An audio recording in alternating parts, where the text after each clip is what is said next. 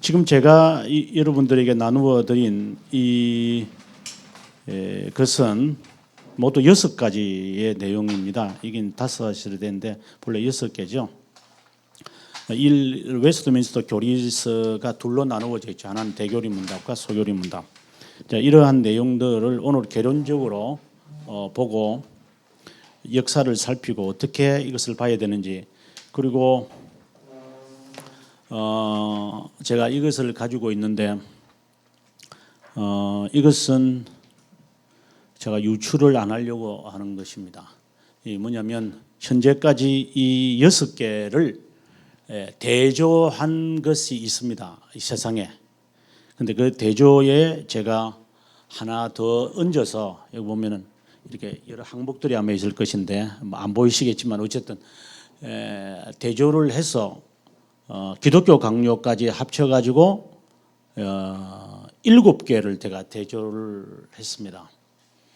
그래서 따로따로 공부하지 않고 서로 대조하면서 공부할 수 있도록 이제 만든 건데, 지금 제가 저희 학교에서 요 6개를 이것을 이제 하나로 좀 가르치고 있습니다.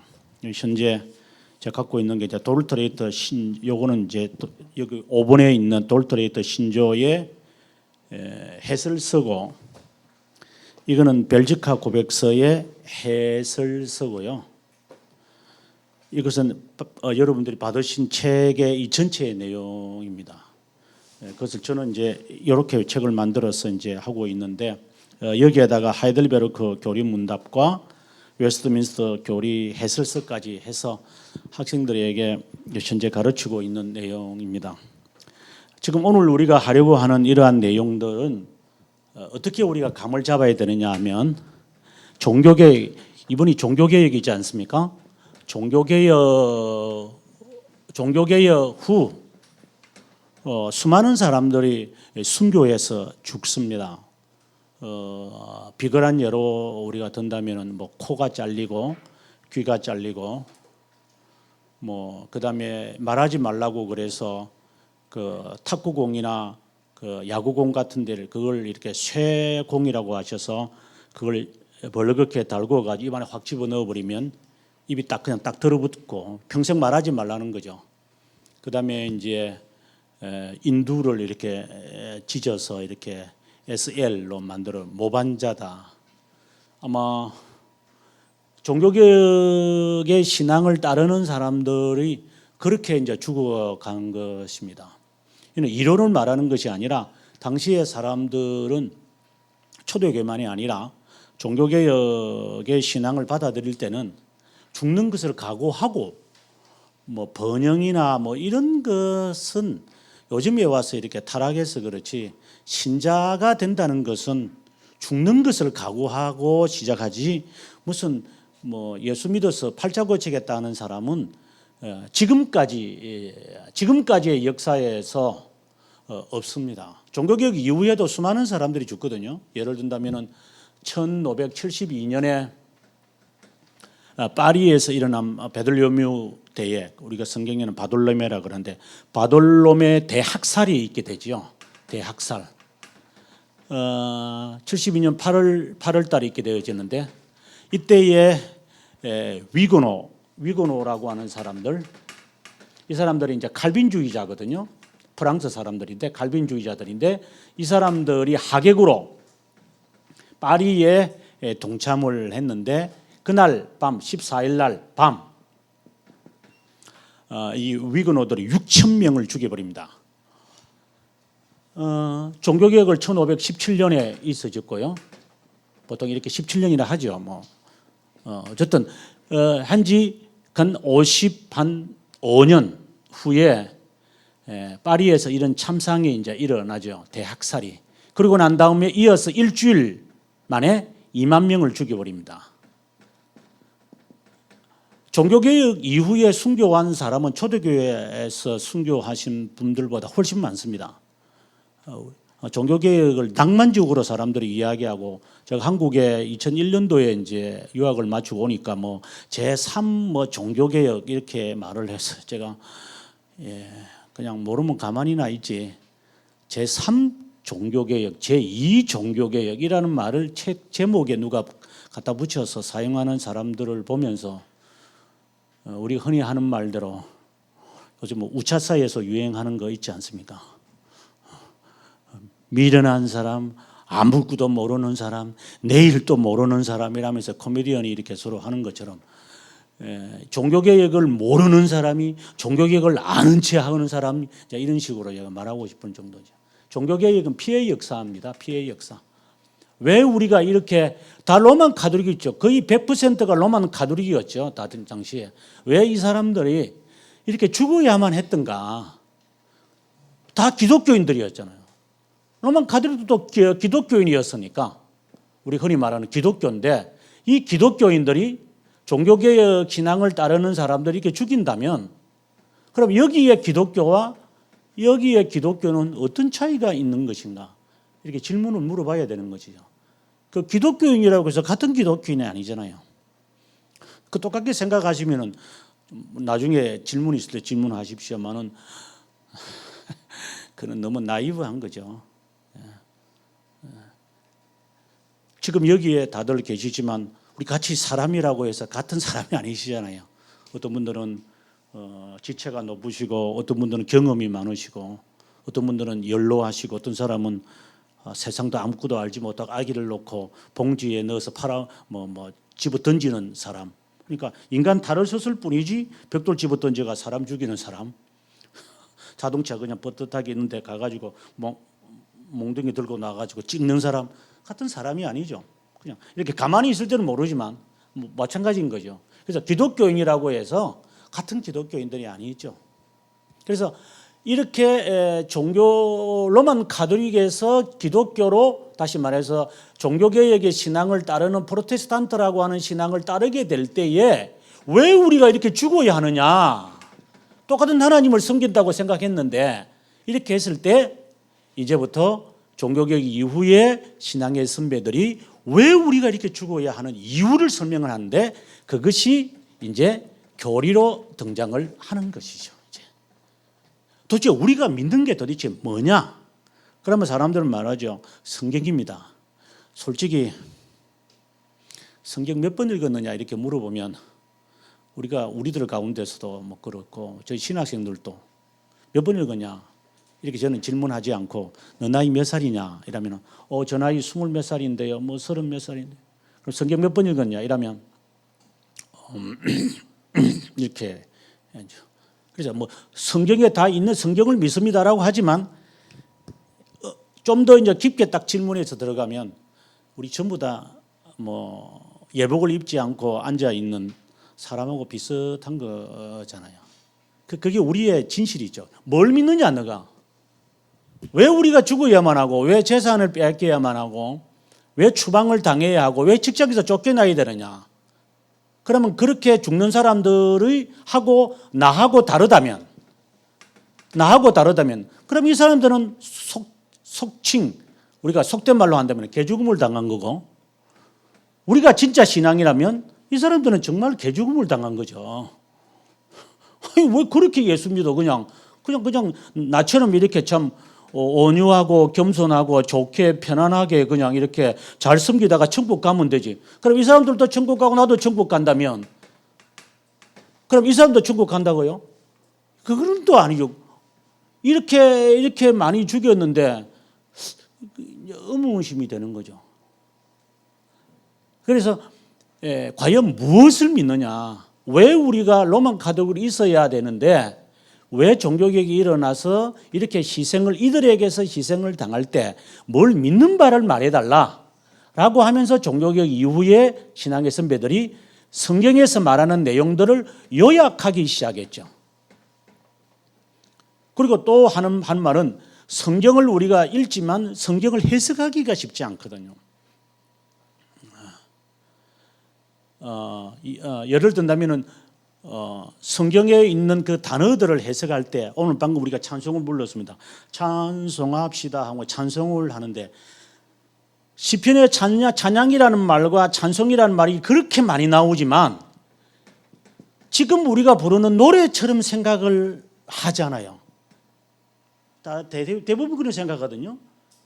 그러면 이제 성경을 이제 해석을 하게 될 때, 자, 그 구약 성경에도 자 찬송 부르고 찬양했으니 우리도 이제 찬송합시다 이라거든요. 그건 해석은 잘못된 거죠. 구약 성경에서 시편에서 찬송과 찬양이라는 것은 고백을 말하는 겁니다. 반응을 말합니다. 리스판스, 하나님께 향하여 인간이 할 수 있는 반응의 모습이 찬양이고 노래였거든요.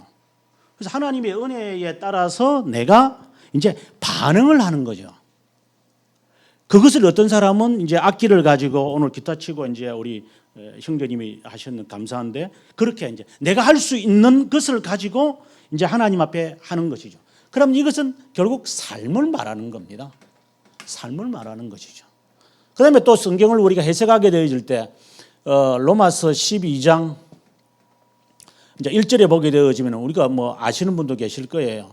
이것이 너희가 드릴 영적 예배니라라고 할 때에 영적이라는 말은 밑에 우리 각주에 보게 되면 뭐라고 되어 있냐면은 reasonable이라고 되어 있습니다. reasonable.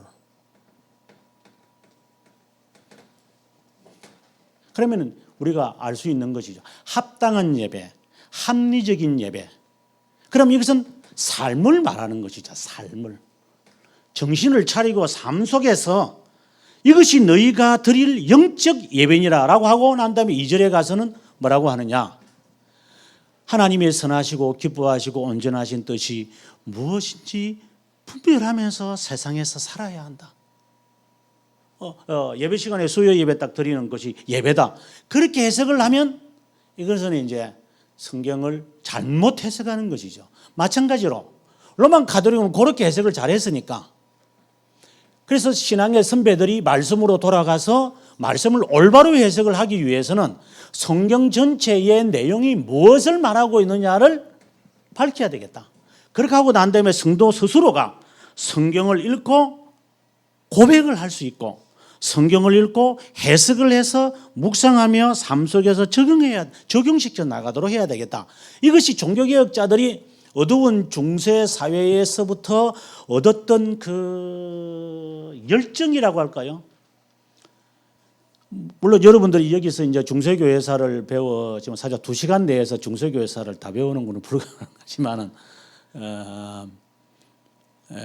뭘 할 수 있죠. 실력 있는 분들은 할 수가 있는데 그 보통 어렵죠.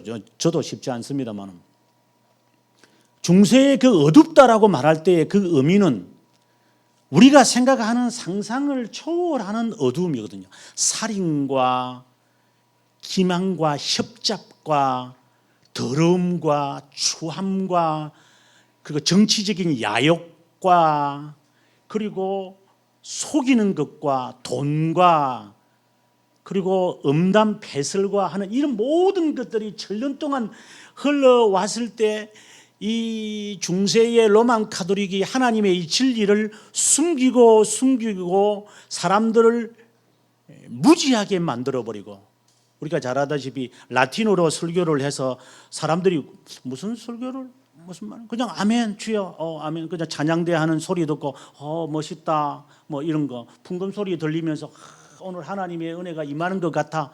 그래 스스로가 생각을 하게끔 만들어서 은혜 받았다고 하지만 뭘 들었는지도 모르고 어떻게 살아야 하는 것도 모르고 이러한 삶 속에서 종교개혁자들이 이제 진리를 발견하면서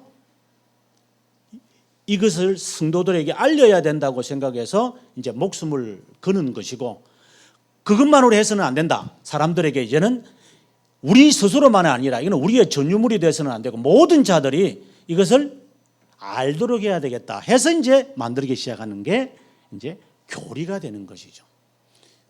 이거는 조직 신학이라는 그런 의미가 아니라 성경을 요약한 것이고 결국 이것의 목적은 뭐냐? 성경을 해석을 할 수 있도록 제대로 성경을 해석을 해야 되니까. 그래서 그것을 적용시켜서 삶 속에 나타나도록 하자라고 하는 것이 사실상 교리의 목적이었던 것이죠. 그러니까 이것을 그러면 교리들이 많은데 이 교리들을 어떻게 우리가 이해해야 되느냐 하는 것을 우리가 잠깐 봤으면 좋겠습니다. 139페이지 여기 우리 책에서 139페이지 가 보시면 139페이지 140페이지에 가보면 교리라고 말할 때에 세 가지 용어가 등장할 겁니다. 제일 마지막에 한번 보십시오. 보면 첫 번째로 교리문답이라는 것이 있고 이렇게 됩니다. 우리가 교리문답, 그 다음에 고백서라는 것이 있고 그 다음에 신조라는 것이 있다 이렇게 되어 있습니다. 이제 이것을 다 합쳐서 우리는 대개 교리다 이렇게 말을 합니다. 이건 조직신학을 좀 들어보시면 조직신학하고 교리하고는 성격이 다릅니다. 그래서 교리문답이라는 것은 뭐냐? 교육서입니다. 교육서. 교회는 이것을 가르쳐야 됩니다. 그래서 요즘에 와서 이제 뭐 교리에 관한 유행이 많이 있죠. 요즘 어느 전도사님이 책을 잘 쓰셔서 교회마다 다니고 있는데 교육서입니다. 이것은 아이들을 위한 것이기 때문에 소교리문답이라고 하고 어른들을 위한 것이라면 대교리문답서라고 하는 거죠. 교회에서는 이거 가르치는 거죠. 계속해서. 거기다 외우죠 이게. 그래서 종교개혁자들은 성도들이 이것을 외울 정도로 10년, 20년, 30년을 이 세상을 떠날 때까지 이 교리를 계속해서 읽으면서 배우면서 배운 것 또 배우면서 자녀에게 배운 것을 가르쳐 주면서 성경을 해석하고 적용시키는 그 일을 계속해서 하는 거죠. 그 다음에 고백서라고 하는 것은 여기에 이야기되어 있습니다만은 성경의 교훈들을 했다.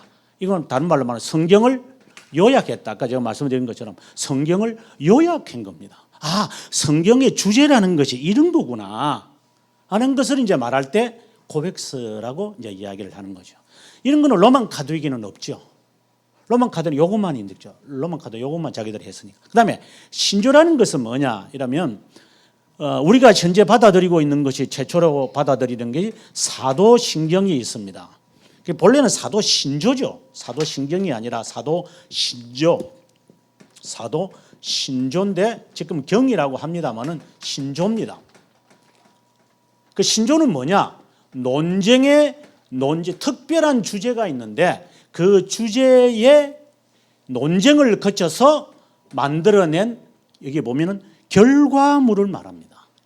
그러면 교회 2000년의 역사에서 어떤 문제들이 늘 논쟁되어졌을까? 이제 그걸 살피는 거죠. 그게 가장 중요하게 다루었던 게 삼위일체 논쟁입니다. 그래서 만들어진 것들이 첫 번째 여기서 삼위일체 논쟁이 4세기에 하면서 만들어지는 것이 니케아 신조. 그 다음에 삼위일체 논쟁을 하고 난 다음에는 예수 그리스도의 신성과 인성의 문제를 가지고 논쟁을 하고 난 다음에 만들어진 신조가 무엇이냐 하면은 갈케돈 신조. 그 다음에 세 번째로 이 모든 것을 다 합쳐서 결론을 짓게 되어지는 게 아타나시오스 신조. 기독교인이라면 이 세 개와 함께 이 사도신경을 다 믿는 것을 가르쳐서 뭐라고 하느냐? 기독교인이다. 이렇게 말하죠. 만약에 이단 가운데서 안산홍이나 그다음에 정명석이나 그다음에 신사도 운동이나 예를 든다면 뭐 이런 어떠한 단체들이 너 이게 뭔지를 아냐? 글쎄요, 잘 모르겠는데요. 그러면 그건 기독교가 아니고 사입이죠.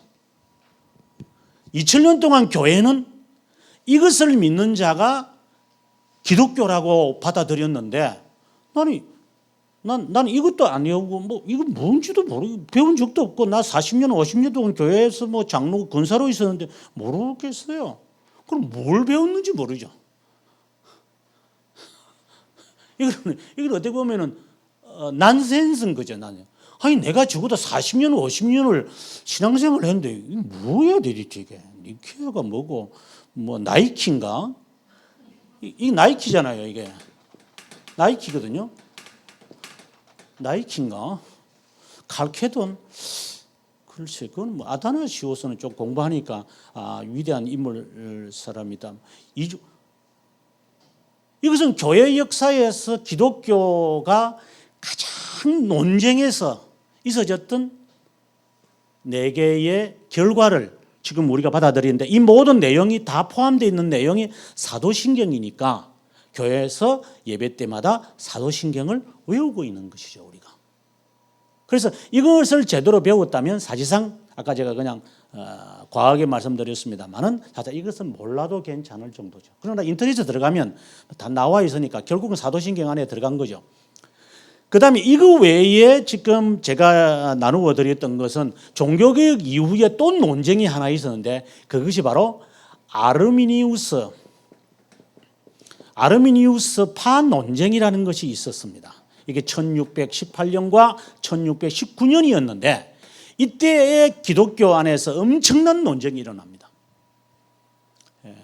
이게 네덜란드 돌트레이트에서 있어졌는데 그 결과로 만든 것이 뭐냐? 돌트레이트 신조다 이렇게 되는 것이죠.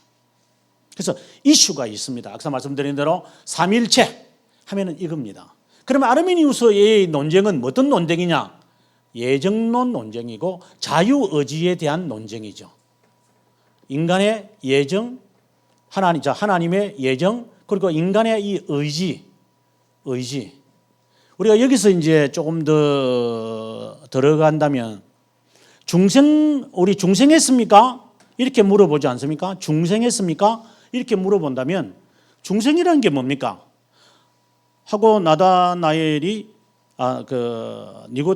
니고데무스가 예수님에게 이 말을 들었을 때 무슨 뜻인지 모르지 않습니까? 중생이라는 것은 결국 뭐냐? 이제 교리서에 사는 게 아닙니다. 나중에 교리를 보시면 중생이라는 타픽이 나오는데 보시면 의지에 변합니다. 의지가 변한 겁니다. 의지. 이것은 다른 말로 말하면 뜻이잖아요. 뜻. will이니까.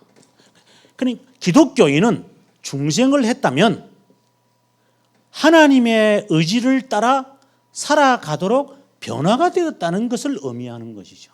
그래서 나는 내 의지라는 게 없어요.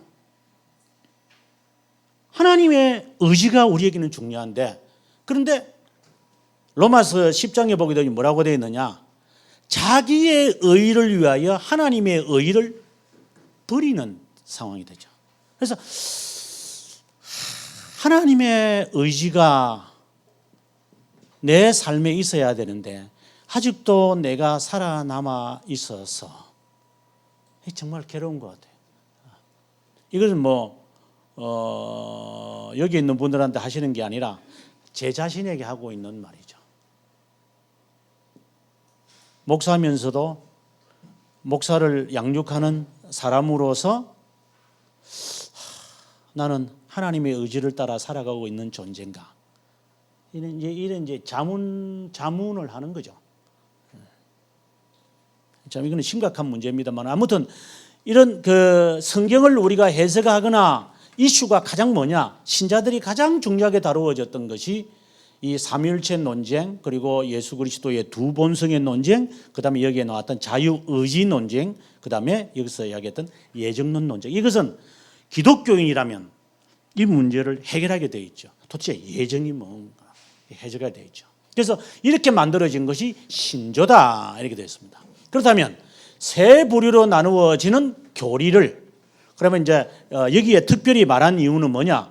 이것은 사실상 장로교에 해당되어지는 사람들이 사실상 받아들이는 것이고 좀 죄송한 이야기입니다만은 루터파는 또 루터파의 교리가 있어요. 그 다음에 제가 잘 모른다면 여러분께서 저를 좀 몰라서 저렇구나 하고 구절해도 좋습니다만은 감리교는 감리교의 교리를 찾기가 쉽지 않을 겁니다. 순복음의 교리가 없잖아요. 순복음에 무슨 교리가 있나?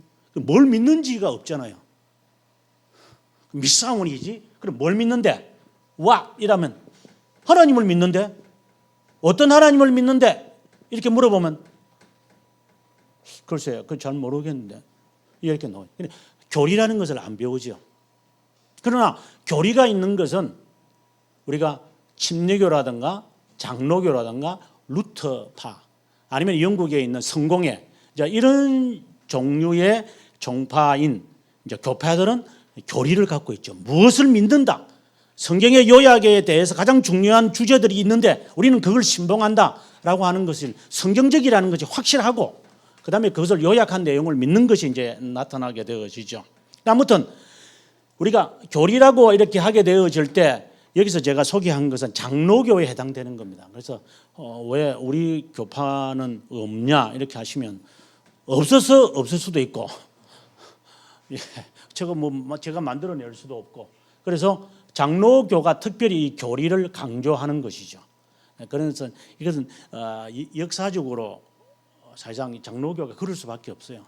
왜냐하면 순교를 한 사람들을 보면 절대적인 다수가 장로교 사람들이거든요. 솔직히 순교자가 어디에 있느냐라고 이렇게 물어보시면 좀 죄송한 이야기지만 성공회를 위해서 순교한 사람이 좀 있는가 이렇게 물어보면 누가 있지? 아마 교수들도 손을 한번 꼽아봐야 되겠다 이렇게 나오죠. 그러나 장로교라든가 침례교라든가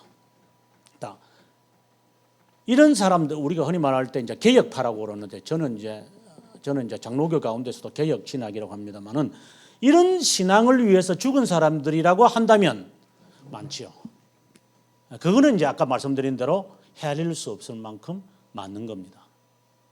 자, 그러면 그 사람들이 아까 말씀드린 대로 위그노 이 사람들도 결국은 칼빈의 신앙을 받은 사람들이니까 개혁신앙이라고 하는데 이런 사람들이 뭘 믿으면서 그렇게 생명을 바쳤는가 그걸 정리했을 때 이제 두 종류로 나누어집니다. 크게 두 종류로 나누어지는데 하나는 대륙 그러니까 지금의 유럽이고 또 하나는 영국이라는 나라로 둘로 나누어집니다.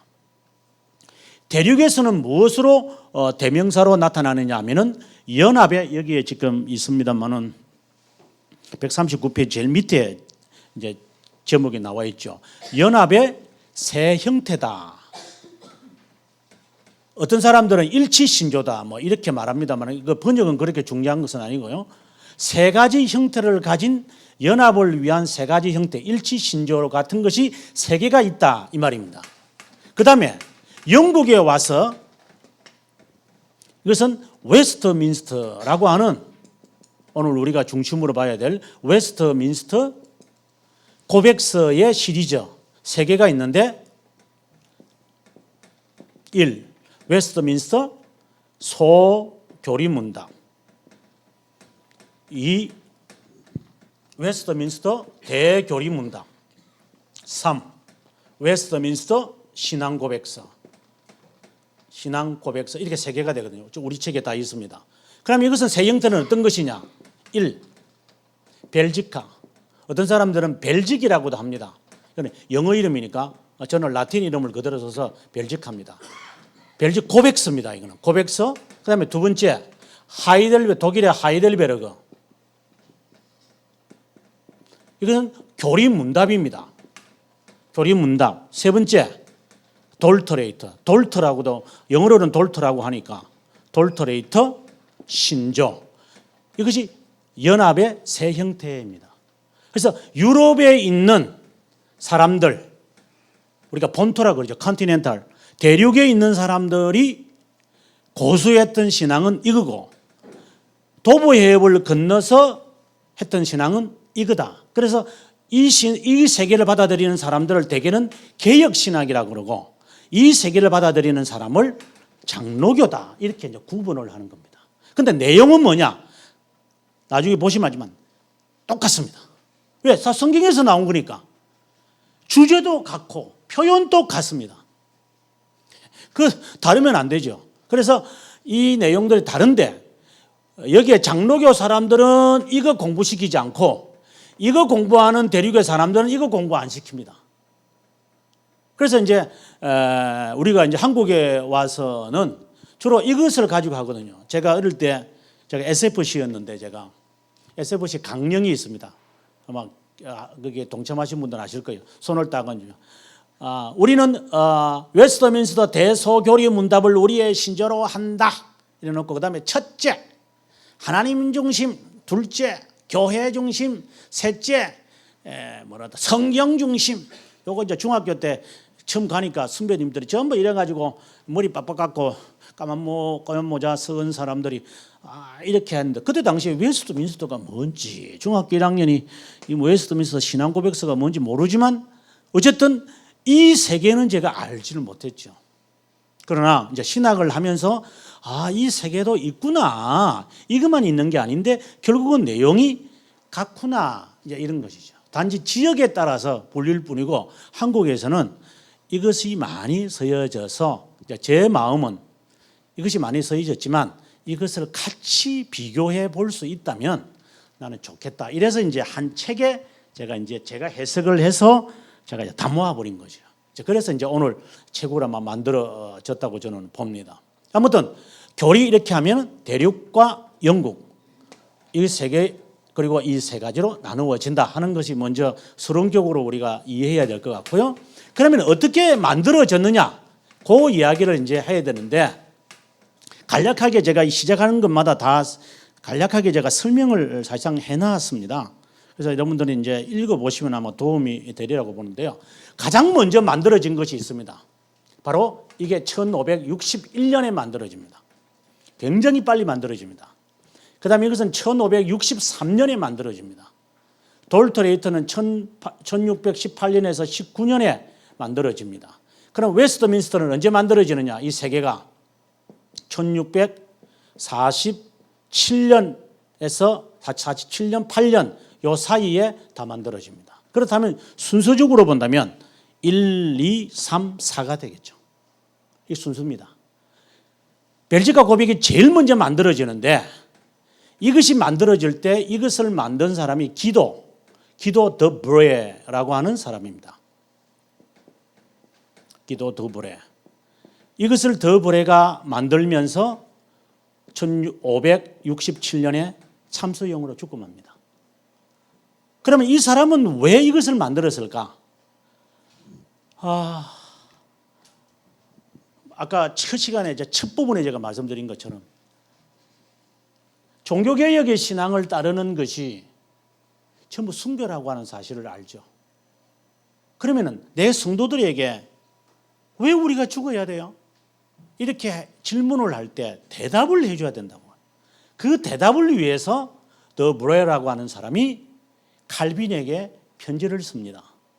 내가 여기서 프랑스에서 내가 프랑스 벨기에에서 내가 지금 목회를 하고 있는데 너무 많은 사람들이 죽습니다. 그러니 우리가 무엇을 믿어야 되는지에 대해서 좀 가이드라인을 달라 하고 칼빈 선생에게 부탁을 하자.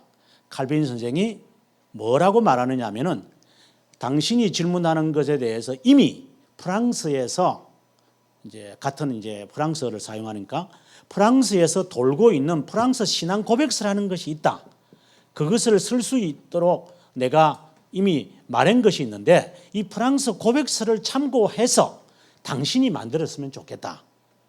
그러자 더 브레가 프랑스에서 사람들에게 유포되고 있는 프랑스 고백서와 칼빈의 신앙극을 같이 해서 마침내 벨직 고백서, 즉 벨지카 고백서를 이제 쓰게 되는 겁니다. 이거는 33개의 주제를 가지고 만들었는데 어떻게 본다면 제가 볼 때는 정말 잘 썼어요. 어떻게 성경에 있는 내용을 이렇게 잘, 흔히 하는 말대로 깔끔하게, 그냥 덥덥한 것도 없이 그냥 탁 엑기스만 이렇게 정말 잘하고 있을까? 그래서 이제 여기에 보시면은 1항, 2항, 3항, 4항이 있는데 이게 전부 다 33개의 주제입니다. 그래서 이 주제를 명확하게, 자세하게, 군소리도 없이 정말 잘 쓰신 것 같아요. 그래서 이제 제가 아까 말씀드린 것처럼 이제 이것에 대한 해설서는 이 세상에 이거밖에 없습니다. 벨지카 이 고백서를 공부하려면 이 책밖에 없습니다. 이건 제가 번역을 한 겁니다. 제가 쓴 건 아닙니다. 앞으로 제가 쓰겠지만. 그래서 벨지카 고백서를 이해하려고 했을 때 제가 볼 때는 다른 책도 없고요. 영어나 다른 언어로 프랑스어로 되어 있는 책이 한 두세 권 있는데 제가 오늘 갖고 오지는 않았습니다만 그 외에 한국인이 쓴 것은 우리나라에 없습니다. 좀 부끄럽습니다. 저희들이 이미 썼어야 되는데 한국 교회 교수 신학을 하는 교수들이 100년, 120년이 돼 가는데 이것도 하나 못 썼다 구정하시면은 저는 선배들이 못했죠. 제가 못했습니까? 이렇게 핑계를 대는 그런 아담의 후손으로 돌아갈 수밖에 없는데 이 책이 34망을 설명하는데 제가 번역을 하면서 볼 때 정말 잘 번역을 할까 참 잘 해설했다고 생각이 듭니다. 그 다음에 이제 하이델베르그는 지금 시중에 나와 있습니다. 하이델베르그를 만든 사람이 여기에 참고를 한번 보십시오. 하이델베르그의 내용이 105페이지 있지 않습니까? 하이델베르그에 관해서 자세하게 제가 여기에 설명을 해놨는데 이것을 쓴 사람이 두 사람이 있습니다. 106페이지 보시면 밑에서 6째 줄에 보면은 두 사람이 이제 등장을 하는데 한 사람은 가스파르 올레비앙이라는 사람과 그다음에 하이델베르그 대학교에서 가르치기도 하고 우리가 그 하이델베르그 가보면 홀리 처치라는 게 있습니다. 가보신 분은 알지만 굉장히 큰 교회가 있는데 거기에서 설교 목사로 있었던 자카리아스 우르시누스라고 하는 사람이 있습니다. 이 두 사람이 결국 만들게 되는데 그 두 사람 가운데서 우르시누스가 쓴 해설서가 있습니다. 이걸 번역을 하셨습니다. 한국에 있는 그 지금은 이제 호주에 가 계시죠. 그 원광영 목사님이라고 번역 참 잘하시죠. 시드니에서 만나니까 이분이 자기가 번역한 것만 하면 우리나라에서 최고로 번역 많이 하신 것 같아요. 한 70건 정도 번역을 했다고 했으니까 그분이 이거 번역을 참 잘하신 것 같아요. 그래서 그걸 참고하시면 그 이상의 그리고 우리 여기에 와서 강의를 하시게 될 이미 뭐 강의도 하셨고 이승구 교수님이 또 쓰신 게 있습니다. 하이델베르그는 그 두 권을 가지고 뭐 공부하면 거의 다 뭐 해결을 다 할 것 같고요. 그다음에 돌트레이트 신조도 최근에 외국 사람이 쓴 것을 번역한 것이 있는데 제가 공부하면서 봤을 때 이게 좀 더 쉬운 것 같아요. 이거는 다른 겁니다. 다른 원본을 보고 제가 번역을 했는데 제가 보면서 제가 볼 때는 괜찮다고 저는 생각이 들었던 겁니다. 그래서 돌트레이트도 뭐 번역이 돼 있는 책이 있으니까 이거는 없어도 이것도 어느 출판사에서 하나 돼 있다는 이야기 듣긴 들었는데 제가 뭐 아직 자세하게 살피지는 못했습니다. 아무튼 없고 그다음에 웨스트민스터의 해설서들은 시중에 꽤 많이 있습니다. 그래서 그거는 그렇게 참고하면 될 것이지만 뭐 그거 다 공부하려면은 그 뭐 신학을 뭐 해야 될 목사들이 해야 될 일이지. 솔직히 뭐 좀 그렇지 않습니까? 앉아가지고 이거 할 수도 없고 지금 뭐 내일 뭐 물가가 올라가는 집값이 올라가는 이런데 지금 신경을 써야 할 판에 지금 앉아서 뭐 웨스트민스터 앉아서 공부할 시간은 별로 없지만 그래도 시간이 날 때마다 아마 참고하시면 아마 도움이 되리라고 봅니다. 아무튼 이거는 1561년 처음으로 만들어졌고 그 다음에 두 번째 1563년 그 배경의 이야기는 여기에 있는 105페이지에 있는 내용을 보시면 제가 서론격으로 해놨는데 하나 특징이 상당히 흥미있습니다. 이게 52주로 나누어져 있습니다. 이게 또 상당히 흥미있는 것이죠. 52주 매주 이 주제를 나누어서 물론 항목은 100개 넘습니다만은 52주로 만들었다는 것이 얼마나 교육에 신경을 썼다라고 하는 것을 우리가 알 수 있는 거죠. 근데 하나 재미있는 게 하이델베르그라고 하는 것이 독일이지 않습니까? 제가 독일로 갔을 때 그 네카강과 그 네카강의 맞은편에 있는 그 철학자들의 거리가 있는데 저는 가서 나도 한번 철학자처럼 흉내 한번 내볼까 했는데 햇빛이 얼마나 쬐가지고 철학은 사색하는 거 그냥 덮어가지고 걷다가 그냥 바로 내려왔는데 그 사색의 철학자들의 사색의 길이 있을 정도로 이 하이델베르는 아름답지 않습니까? 예. 거기에 있는 사람들이 본론을 독일이기 때문에 루터주의를 따라야 되는데 왜 개혁 신앙을 따르는 것인가? 그 배경의 이야기를 제가 여기에 이제 이 앞부분을 제가 설명을 하고 있는 겁니다. 가장 체계적으로 기독교의 진리를 잘 정리한 사람은 루터가 아니다라는 결론을 이 사람들이 결국 내리게 되는 겁니다. 그러면 뭐냐? 어떤 어떤 기독교의 교파가 성경을 있는 내용을 가장 잘 요약했느냐라고 결론을 지었을 때 칼빈이다라는 것을 이 사람들이 결론을 내렸고, 그래서 루터파에서 이제 우리가 하이델베르크는 본래 루터파였지만 이제 옮긴다. 어디로 옮기느냐? 개혁신학으로 옮긴다. 이래서 만든 게 하이델베르크인 거죠. 그래서 이것도 개혁신앙을 이야기하는 것이고, 특별히 52주로 짠 것을 볼 때 얼마나 교육을 중심으로 했던가라고 우리가 볼 수 있습니다. 그 다음에 이것은 아까 말씀드린 대로 아르미니우스주의라는 이런 사상과 논쟁을 하면서 이제 만들어진 이야기고, 그 다음에 이제 오늘 이제 제가 자세하게 다루어질 웨스트민스터는 어떻게 해서 장로교가 이것을 채택하고 있으며 한국 교회가 아마 여기서 그 장로 피택을 받으신 분들이나 안수 집사나 그리고 목사 안수 받을 때 반드시 물어보는 것이 있는데, 그게 장로교회의 12신조를 물어봅니다. 12신조. 이 12신조라는 것은 웨스트민스터 고백서를 우리 한국 교회가 또다시 12개로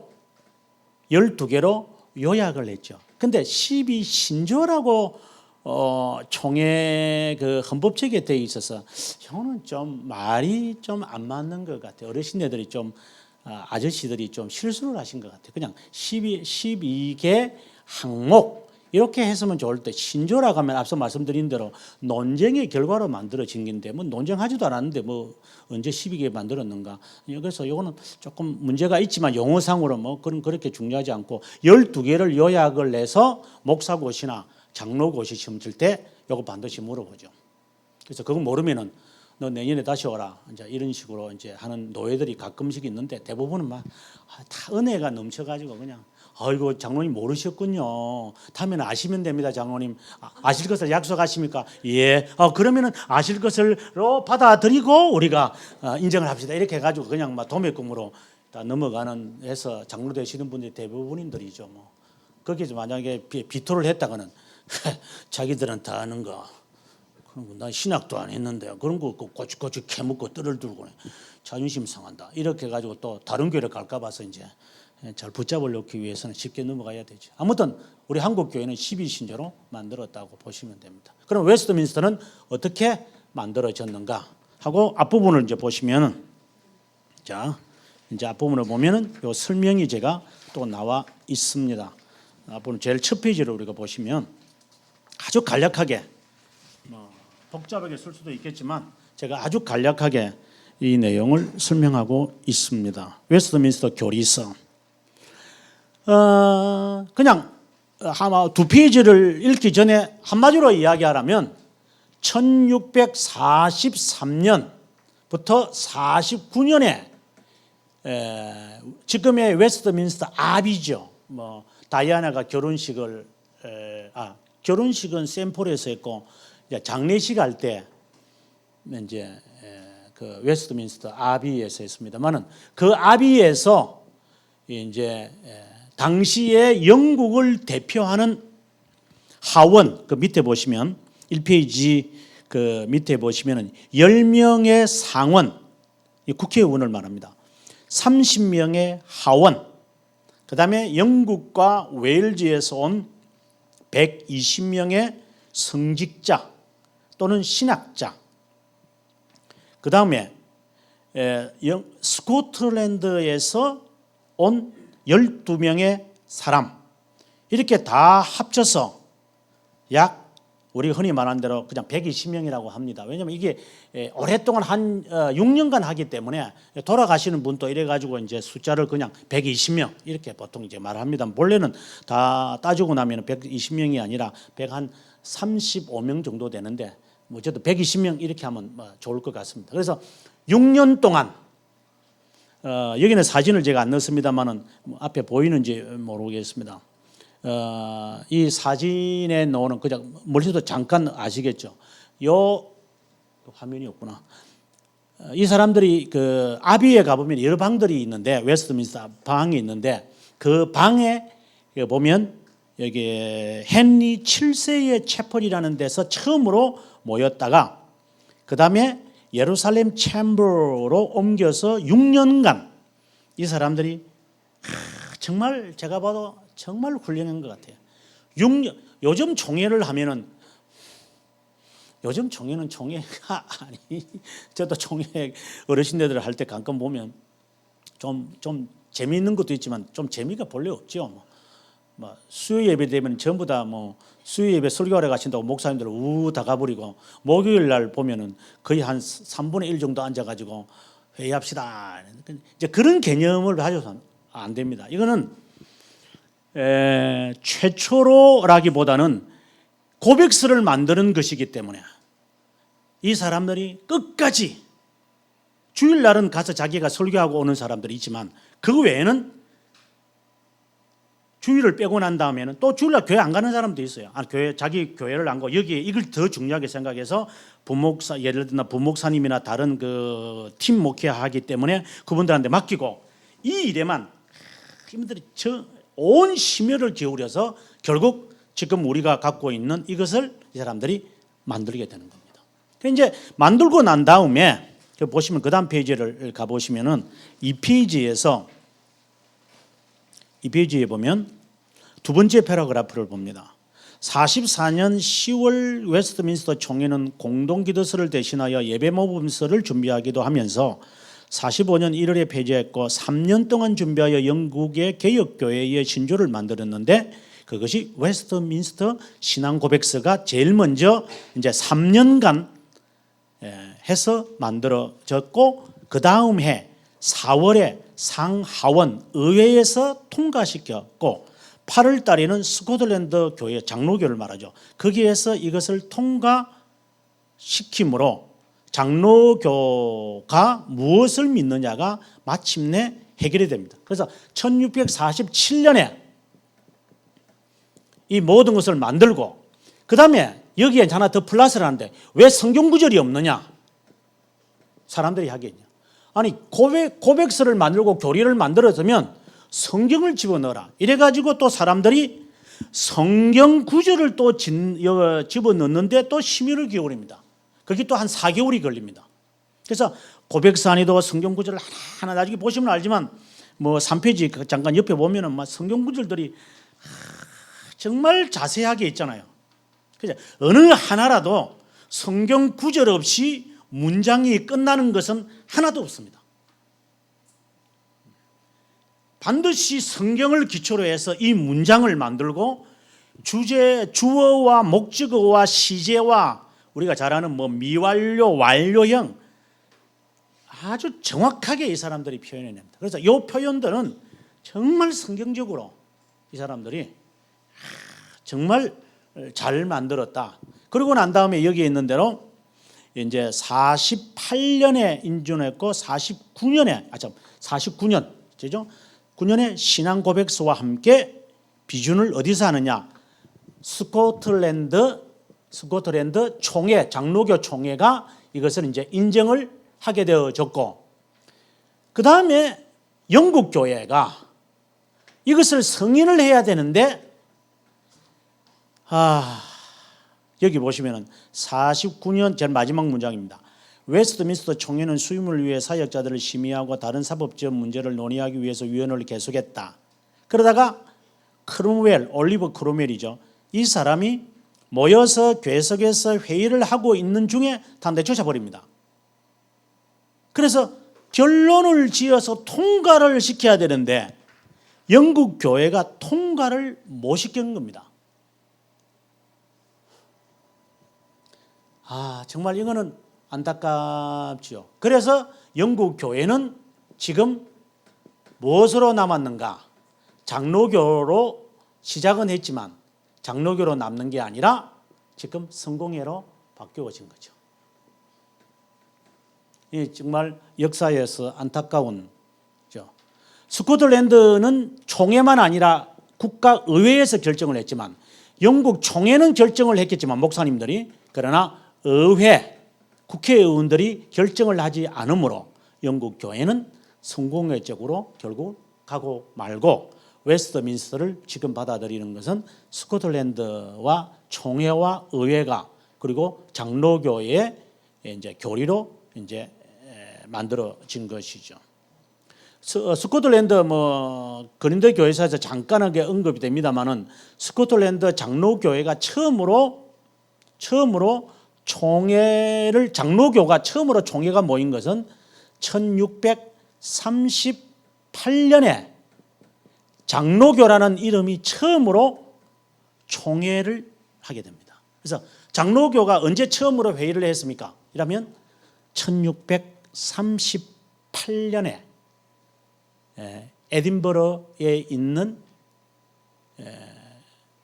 교회에서 이것을 하고 2월 달에 하고 또다시 11월 달에 같은 해 11월 달에 글라스고에서 장로교가 출발을 합니다. 우리 장로교는 처음으로 이제 모든 목사들이 모여서 이제 장로교라는 이름으로 출발하는 거죠. 이제 그러고 난 다음에 이것을 이제 10년 후에 이 웨스트민스터를 신앙의 고백서로 채택을 하면 모든 장로교회는 이것을 받아들인다 하고 이제 지금까지 이 고백서가 장로교의 모든 것으로 지금 받아들이게 되어지고, 그다음에 여기서 지금 개혁신학 이렇게 말하는데, 개혁신학이 처음으로 채택되어져서 모임을 가진 것이 1671년입니다. 1500 죄송. 이게 하도 연도를 갖다 헷갈려서 1571년에 장로교보다 훨씬 먼저죠. 이게 1571년에 이 사람들이 모여서 개혁신학, 그러니까 이 세계를 받아들이는 사람들이 이제 흩어져 있고 막 순교하고 뭐 이렇게 떨어져 있고 뭐 이태리도 있고 뭐 스위스도 있고 뭐 이렇게 벨기에 뭐 다 흩어져 있는 사람들이 다 한 자리에 모였던 게 1571년입니다. 엠던이라는 데서 이 사람들이 처음으로 개혁이라고 하는 말이 이제 천하의 공포되게 되는 것이죠. 그때 채택한 게 뭐냐? 1과 2를 채택합니다. 그때 만들어낸 말이 무슨 말이냐? 교회는 항상 개혁된다라는 슬로건을 비로소 1571년에 이 사람들이 만들어냅니다. 거기서 말할 때에 사람들이 이스라엘에 들어가면 개혁 신학은 날마다 개혁되니까 어떤데 좀 모르면 가만히 계시면 좋겠는데, 인터넷이 하도 요즘 유행이 되어서 아무나 그냥 이렇게 하시는데, 여기서 말하는 교회는 항상 이제 개혁 교회는 항상 개혁된다 이렇게 말할 때 의미는 교리를 뜯어 고칠 수 있다, 교리를 언제든지 바꿀 수 있다, 그런 의미로 이분들이 한 게 아닙니다. 이분들이 교회는 날마다 개혁되어야 한다라고 말할 때의 의미는 그런 의미가 아니라 우리의 삶이 날마다 레포르만다 에스트, 항상 개혁되어져야 된다. 무엇으로 향하느냐? 하나님의 말씀으로. 우리의 삶이, 개혁교회는 항상 삶이 변화되어져야만 한다. 이것이 당시에 1571년에 슬로건을 만들 때 이루어진 것이죠. 그래서 혹자들은 잘 모르셔서 이제 그렇게 하신다면 이제 다음부터 안 하시면 될 것 같고요. 개혁교회는 1571년이고 장로교회는 1638년에 1과 2를 1571년에 개혁교회가 받아들였고, 나중에 이제 시간이 지나고 난 다음에 3번까지도 다시 이제 받아들이게 됩니다만, 어쨌든 제가 말하는 것은 처음에 1571년에 이야기를 한 거고, 장로교회는 1638년에 처음으로 결성이 되어졌고, 그다음에 47년, 48년에 가서야 스코틀랜드 장로교회가 웨스트민스터를 장로교회의 교리로 받아들여졌다. 이렇게 이제 일단락을 하고요. 그다음에 조금 쉬고 난 다음에 그럼 내용에 이제 들어가서 아주 정말 1시간 만에 막 이 두꺼운, 정말 제가 어떻게 싹 여러분 이렇게 계시는 분들한테, 신학을 안 하시는 분들한테 그냥 제가 한 학기 동안 학생들한테 열정을 하게 가르치는 내용을 그냥 1시간 만에 싹 집어넣도록 해야 되니까 한번 기대하시길 바랍니다. 어떻게 제가 여러분들에게 싹 들어가게 하는지 그거는 저의 이제 실력에 왔다 갔다 하는 거니까 나중에 조금 쉬면서 좀 호흡을 가다듬고 그다음에 이제 나중에 하도록 하겠습니다. 조금 쉬겠습니다.